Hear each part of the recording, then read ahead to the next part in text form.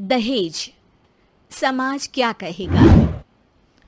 हमें तो आपकी बच्ची पसंद आ गई है। हमारे लड़के की कद काठी के हिसाब से देखें तो दोनों की जोड़ी बहुत अच्छी लगेगी। जैसा आप सही समझे। बेटा योगेश, तुम दोनों को अगर टाइम चाहिए तो आपस में अकेले में कुछ बात कर सकते हो। हम बाहर चले जाते हैं। जी पिताजी, जैसा आप कहें। योगेश और सविता को अकेले वक्त देकर सब वहां से चले जाते हैं। चाय कैसी लगी? चाय भी अच्छी लगी और आप भी। सच में? हाँ, मैंने तो फोटो देख के ही हाँ बोल दिया था। मुझे भी आप अच्छे लगे। आपको कुछ पूछना हो तो पूछ लीजिए, जैसे खाना बनाना आता है या नहीं, घर के क्या क्या काम कर लेती हूँ, वगैरह वगैरह। वो तो मेरी माँ आपकी माता जी से पूछ ही लेंगी। वो मेरा डिपार्टमेंट नहीं है। इधर योगेश और सविता जिंदगी भर का साथ जोड़ने की बात कर रहे थे। उधर सविता के पापा योगेश के पिताजी के सामने हाथ जोड़ के खड़े थे।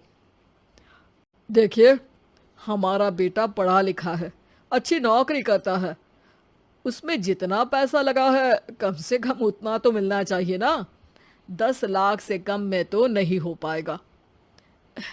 बेटी हमारी बहुत होनहार है और 7 लाख भी तो कम नहीं होते हैं ना जी।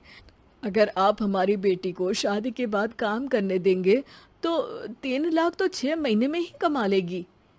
हमारे घर में ये सब नहीं होता। औरतें घर संभालती हैं और आदमी बाहर के काम। जरा मेरी बात तो समझिए। एक कार देने के बाद 10 लाख रुपए नगद देने में हमारी कमर टूट जाएगी और इसके अलावा टीवी फ्रिज तो देना ही पड़ेगा। शादी की तैयारियां, मेहमानों की पूछ परख, बारातियों का स्वागत। बेटी की शादी में बाप पर बहुत दबाव होता है जी। देखिए, हमारा बेटा कोई दुकान में रखी चीज़ नहीं है जिसके ऊपर हम भाव ताव कर सके और आप उसे कम दाम में खरीद लेंगे। 10 लाख से एक भी रुपया कम नहीं होगा। ठीक है, जैसा आप कहे जी, पर आधा पैसा अभी और आधा कन्यादान के वक्त दे देंगे। अरे, इसमें भी किश्त मांग रहे हैं आप? हमने तो सोचा था कि अच्छा परिवार होगा आपका। अच्छा ही परिवार है देवनाथ जी, पर पैसों की थोड़ी तंगी है ना, वरना सब ठीक ही है हमारे परिवार में जी। देवनाथ वहां से अपने बेटे योगेश को लेकर चले जाते हैं और कुंडली मिलवाई जाती है। 36 में से 32 गुण मिलते हैं। जल्द ही शादी का मुहूर्त भी निकल आता है।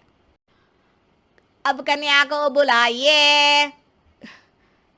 आओ बेटी, यहाँ बैठो, योगेश की बाई और। मंत्रोच्चार शुरू करते हैं। मंगलम भगवान विष्णु मंगलम गरुड़ध्वजा मंगलम। सविता के पापा सविता और योगेश के बीच में जाकर बैठ जाते हैं। बेटी, तेरी माँ को यहाँ बैठना था, पर तेरी विदाई नहीं देखना चाहती होगी शायद, इसीलिए पहले ही चली गई। बाबा, हंसी खुशी का माहौल है। रोने का समय तो विदाई के वक्त होता है ना, तब ये इमोशनल अत्याचार कर लेना। अभी तो मुस्कुराइए, कैमरा आसपास ही है। तभी पीछे योगेश के पिताजी आ जाते हैं। अभी तक पैसे नहीं आए आपके यहाँ से? उठा लूं क्या बेटे को? आते ही होंगे। मैंने अपने छोटे भाई को व्यवस्था करने के लिए कह दिया था। अरे तो जल्दी कराइए ना, वरना देर हो जाएगी। समझ रहे हो ना आप? योगेश और सविता दोनों एक दूसरे की तरफ देखते हैं। सविता चाहती है कि योगेश कुछ बोले, पर योगेश अपना मुंह दूसरी तरफ फेर लेता है। पापा, कितने पैसे की बात की है आपने? अरे बेटी, तुझे इससे क्या मतलब? मेरी डील की है ना, तो मुझे तो पता ही होना चाहिए। कन्यादान की विधि शुरू करेंगे। तभी योगेश के पिता वापस वहां आ जाते हैं। पैसे देते हैं या बेटे को उठवा लूं? मैं आपके हाथ जोड़ता हूँ जी, थोड़ा सा इंतजार कर लीजिए। देवनाथ वहां से चले जाते हैं। तुम अपने पिताजी से कुछ कहते क्यों नहीं? उनके सामने कोई आवाज नहीं उठाता। ऐसा नहीं है, कोई तो उठाएगा ही। तभी वहां सविता के चाचा एक बैग लेकर आते हैं और सविता के पापा को देते हुए कहते हैं, 9 लाख ही हुए। आत्माराम इशारा करके योगेश के पिता को वहां बुलाते हैं। क्या? सिर्फ 9 लाख? बाकी 1 लाख कहाँ है? नहीं हो पाए जी, शादी के बाद कर देंगे। अरे आप बात से पलट रहे हैं। जल्दी से अभी के अभी पूरे पैसे लाइए, वरना बेटे को उठाऊं क्या? देखिए मैं आपके पाँव पड़ता हूँ। रुक जाइए पापा, रिश्ते हाथ पकड़कर जोड़े जाते हैं, पांव पकड़कर नहीं। बेटी तू चुप रह। नहीं, ये कब से बस कह ही रहे हैं कि उठवा लूं, पर कोई उठ ही नहीं रहा। लो, मैं ही उठ जाती हूँ। बेटा, अपशगुन हुआ। दहेज लेना सबसे बड़ा अपशगुन है, पाप है, पाखंड है। और योगेश, तुम्हें मैं पसंद हूँ तो कुछ बोलते क्यों नहीं?